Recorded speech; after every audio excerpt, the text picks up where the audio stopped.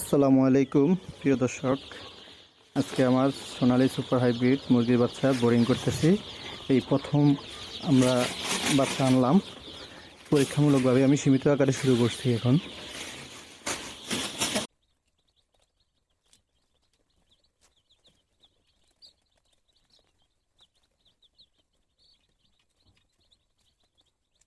আমার শখের খামার প্রথম আসন্ন রাখাল এগুলো আজকে বাচ্চা বোরিং করতেছি।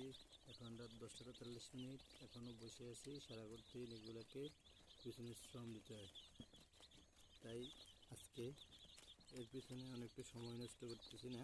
জাস্ট এটাই হলো আমার সম্পদ, এই সময়টাই আমার ইনভেস্ট। তো সবাই দোয়া করবেন যাতে আমরা সফল হতে পারি।